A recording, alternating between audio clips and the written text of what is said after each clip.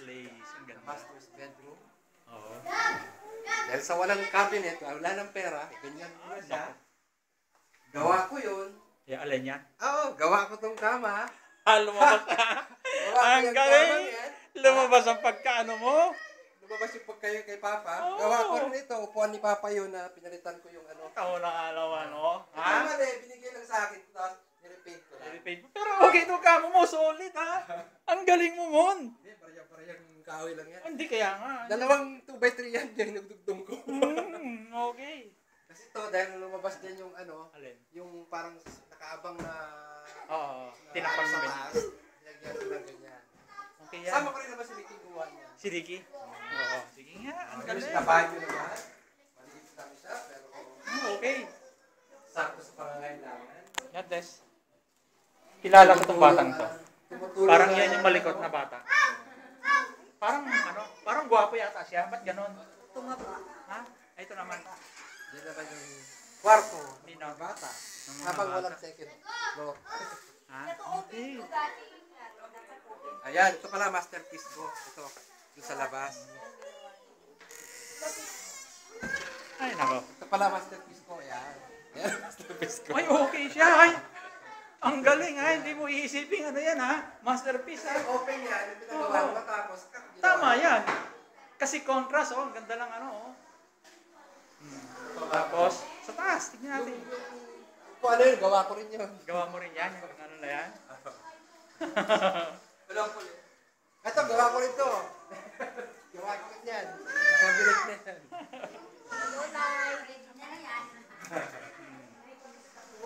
Ayan. Tara, tayo sa taas. Nakala ko na yung second floor. Ang galing mo. Okay, ang ganda.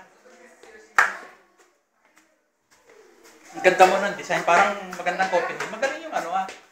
Architect. Oo. Yung nag-design. Ibang architect, ibang gumawa. Ha? Ibang architect, ibang gumawa. Okay siya. Itong gusto kong estimate magkano gawin kwarto para immediately kwarto na kagad. Kasi konti na lang to, bubong at saka Oo. na lang, di ba? Oo. Ay, ito, nung umulan, umulan na ba? Oo, Hindi pa. umulan na. Okay Pumapasok siya. yung tubig. O, yan. Okay, Mon. Okay, Habang maganda na to, to. actually, yung ginagawa kong plano hanggang... Magkano yung total ano nito? Totally, pagka natapos na siya. At saka ilang years? Hindi, tapos na to yun.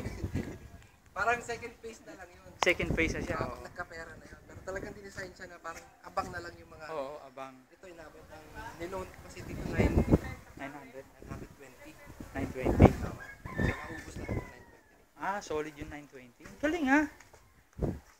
So ito, abang na rin yan. No? Oo, CR, kwarto, another kwarto. Oo, tapos Yung- parang recreation center, tapos yung... Tawag dyan, yung parang terrace. Oo. Okay to, Mon. Maganda. Hindi pa siya nasusubukan sa matinding ulan. Ba, Oh. sila dito feel daw daw sa Santa Lucia. Santa Lucia. Tawagan mo ka, sabi mo ano. Para sunduin. Ang ganda ha. Choice ng color niya. Talagang ano. Frame. Ha? Oo. Anong tawag dyan? Buhay na buhay. Ha? Tapos may kulay green doon na SM. Supot. Dala ko yata yun ha. Ang ganda, Mon. Lumabas ang pagkakarpentero ni Tito Ramon. Ha? Ayan. Papakita ko ito pagdating doon.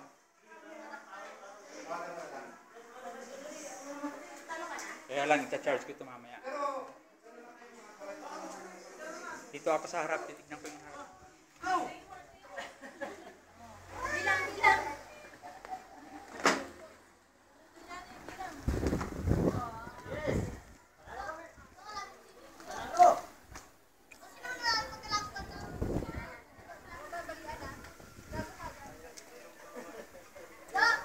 Alam mo, dadaling ko sana alam mo ba yung Bumili lang ako naman. Stainless? 40 pesos. Hindi stainless, yung plastic lang yan.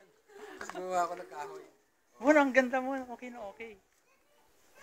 Ano ba yung dadaling ko sana yung tatlong, alam mo yung tatlong ibon, ano ba yun? Yung tatlong, Ay, nasa akin yun, tatlong Nasa na yun. yung rooster, wala na. Wala na.